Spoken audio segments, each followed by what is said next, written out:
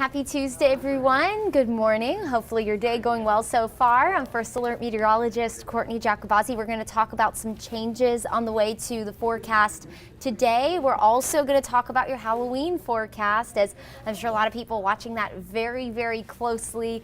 The weather does, of course, have a big impact on whether or not you can take part in all of the fun trick-or-treating activities. So we're going to talk about that. But first, the biggest headline is that we do have a first alert for tonight as a cold front makes its way through the area. Could maybe offer us an isolated strong storm or two, especially in our far northwestern counties. So we're going to talk about all of that coming up here in the next few minutes. As always, if you have any weather questions, go ahead and write them in the comments. Drop where you're watching from. We love to know where everyone is tuning in from for the start of the day. So here is a look at the weather system that is starting to barrel its way into the southeast right now, kind of moving through Dixie Alley.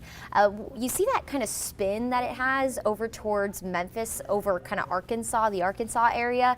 So we call that a cutoff low. The ultimate parent low pressure center is all the way up towards Canada, and this is kind of a secondary low that managed to form. And since that formed, that did heighten the severe weather threat in places like Louisiana, where they did have a couple of tornado warnings this morning.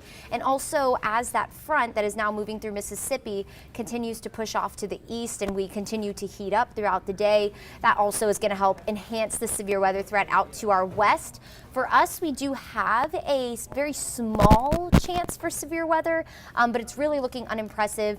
The ingredients needed for severe weather just don't look to all come together at the right time in order to make us overly concerned, but it's still at least possible. And we're going to talk about that coming up in just a couple of minutes here.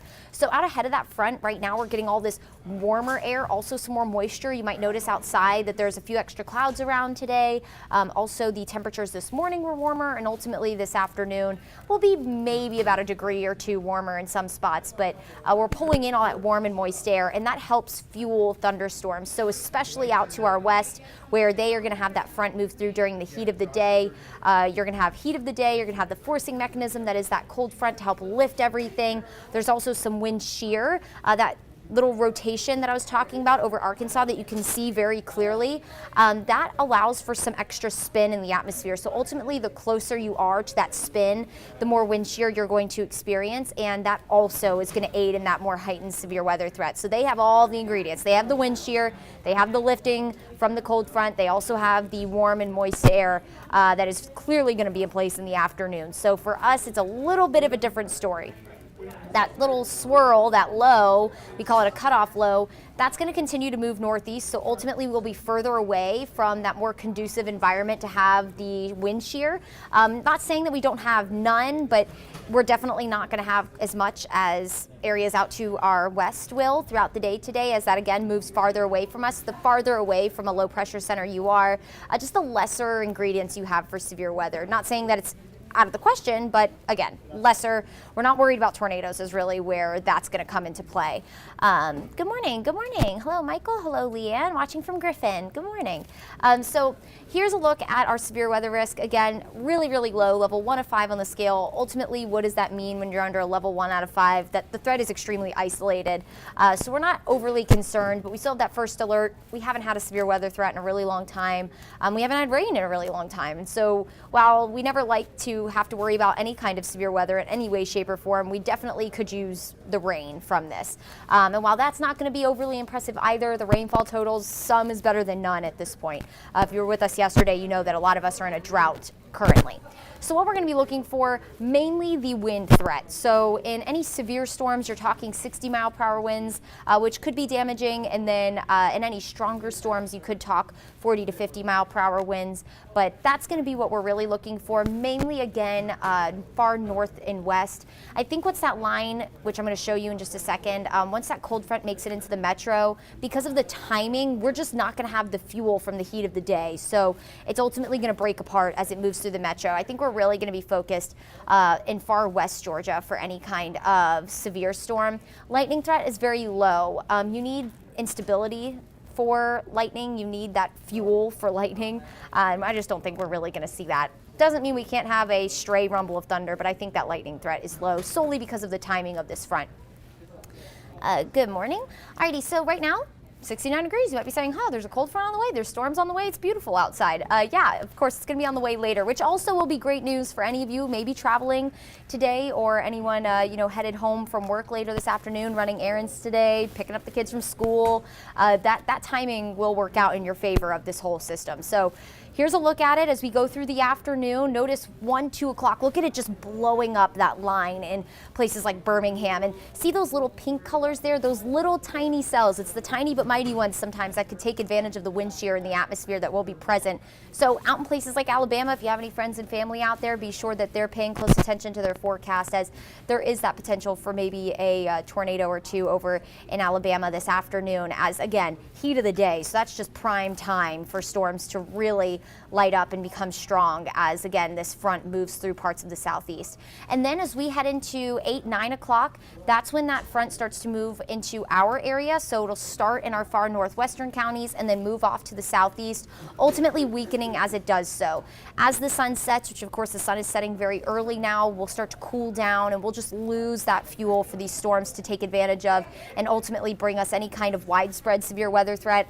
We're really looking at a super isolated threat. But if we were to see anything, I'm thinking anywhere from Rome down to Carrollton, maybe LaGrange for an isolated severe storm. Once it moves into the metro, ultimately falls apart, becomes more broken.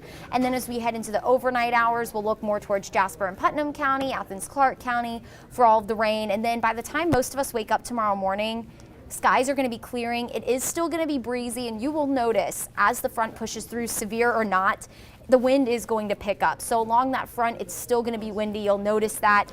You'll even notice probably as you're headed home today that the wind does start to pick up. But you'll notice maybe some brief periods of heavy rain, also some wind. But when it comes to any kind of severe limit, again, you need 60-mile-per-hour winds or 58-mile-per-hour winds really for a severe storm. I don't think many of us are going to experience that today. When we wake up tomorrow morning, temperatures will cool into the 40s and 50s, so you'll definitely need the jacket tomorrow morning. Again, it's going to be breezy, so you could probably subtract a couple degrees from that just to factor in a slight wind chill factor. Not going to be freezing like behind our last front, but still chilly. And then tomorrow afternoon, we're going to warm up pretty nicely. We'll be in the mid to upper 60s, maybe some low 60s in our far northern counties. But for the most part, a pretty mild day, really beautiful, lots of sunshine and breezy, so it'll be very fall-like. Here's a look at the next 6 days. Again, this front not going to bring us that winter blast of air like we had behind our last one. It's going to just keep us at fall-like standards because think about today, we're going to be near 80 in some spots, so that's well above average. Our normal high, 71. This front's going to just bring us back on par for fall, which will be nice. So we'll be in the low 70s Thursday and Friday, and then we will have an increase in cloud cover Saturday. That'll help cap our temperatures near 60 or near 70, excuse me. And then we'll have our next weather system roll in. This one seems to form kind of out in the Gulf and pull in some Gulf moisture with it, which will increase our coverage of rain Sunday into Monday, which will keep our temperatures cooler, generally in the mid 60s. And of course, Monday being Halloween. So we're going to talk about that forecast in a little bit more detail in the next couple of minutes here. So again, just to recap the weekend, in case any of you have any weekend plans, personally, I have a friend getting married on Saturday, and her wedding is outside. So she has been freaking out about the Saturday forecast, but that looks great. So if you are doing anything Saturday, getting married included, Saturday looks great. Upper 60s, it'll be really comfortable outside, but do expect an increase in cloud cover. So it will be mostly cloudy, overall a really mild afternoon. And then as we head into Sunday, we do have another first alert for Sunday, of course, one being today with the cold front moving in with that potential for maybe an isolated severe storm. And then Sunday, because of that increased coverage of rain that will impact your plans on Sunday, we do have that first alert for the day as well because of the rain. So here's Halloween. Yes, everyone's been really anticipating the Halloween forecast. And I do want to say that Halloween is several days out still. And so the timing of the rain, how much rain we could experience, everything is subject to change, and it will in some way, shape, or form. Hopefully drier is how we'll trend, and right now that is kind of how the models are trending, so we'll kind of hope that that continues. But in the meantime, showers will be possible, especially for the morning, the first half of the day. When it comes to that trick-or-treating hour, we could still have some light lingering showers around, but for the most part, it looks like any of the heavier rain that will definitely be present on Sunday will move out of the way. So hopefully your trick-or-treating forecast will continue to trend drier as it has as of this morning. So this is what we're talking about. Here's our next weather system. We'll have a warm front kind of lift to the north and then immediately trail it with a cold front, and it's all part of this weather system that's going to essentially originate towards the Gulf. So it's going to pull in a lot of moisture. That will allow for some heavier downpours on Sunday. Essentially, this system is going to carry a lot of Gulf moisture, and when that's your source, that's a lot of moisture. An ocean obviously has abundant moisture, so do expect the chance for maybe some heavier downpours on Sunday, especially as we head into the evening hours.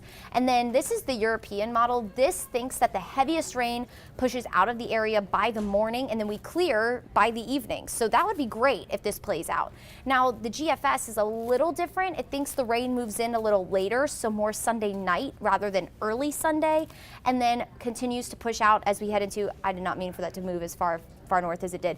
But anyway, you get the picture. Everything starts to move out by Monday night. So if these models continue to trend a little quicker, then that means that we get the rain out of here faster and Halloween can go on as planned. It might be a little damp in some spots, like in the grass and everything like that, as the kids are running through the yard to go up to the front doors. But that's probably about it. And you know how kids are, that's not going to bother them at all. So might make your house a little bit muddy in some spots, but from running through the wet yards. But that's really hopefully all we're going to have to deal with. Maybe a few light showers, especially for those of you who live east of I-75. But again, subject to change, timing, how much rain, all of that is subject to change. We're still several days out, so just be sure to stay tuned because we'll be updating you on that Halloween forecast daily as we get closer to it. So here's a look at your forecast rain. The legend is on the top of your screen there. So we're looking anywhere between maybe 1/10 of an inch of rain to some spots could very well pick up an inch of rain with the heavier downpours if you get caught under them between today and Sunday. It's very much possible, or I should say Monday. But for the most part, we're going to look at about 1/10 of an inch to a 1/2 an inch of rain for most of us across North Georgia. But again, any extra rain is welcomed rain. So here's your first alert forecast, your 7-day forecast. Again, we do have that first alert for today, really for tonight as that front moves through. We're going to watch our northwestern counties, really anywhere from Rome down to, we'll say, Carrollton and LaGrange, that we could maybe have an isolated strong to severe storm thanks to some gusty wind, but do expect that rain coverage to increase as we head into the late evening. That will clear by tomorrow morning, so as you wake up tomorrow morning, go to work and school, it's going to be breezy. It is going to be cool though, so be sure you have the jacket with temperatures topping out only near 70. Some spots might even only make it into the low 60s. And then as we head into the rest of the week, we look great. Cool mornings, mild afternoons. Clouds do build on Saturday, and that'll keep us near 70 for the afternoon. More rain returns on Sunday. Hopefully that clears in time for Halloween, for all the trick-or-treating festivities on Monday night. Right now, that does look to be the trend that models are going with, that we dry out by the evening, but at least rain is possible right now, and we're going to be watching that Halloween forecast very, very carefully for you. So much needed rain finally on the way after several dry weeks. We're going to not only have the one spell of rain today, but also as we head into the weekend, and so we'll be fine-tuning all that timing for you. Be sure that you are keeping up to date with the forecast. Have that Atlanta News First weather app just in case we do manage to get any kind of severe weather tonight, as again, slim possibility, but not none. And we will be back here tomorrow for you to give you an update on the forecast. In the meantime, everyone make it a great Tuesday.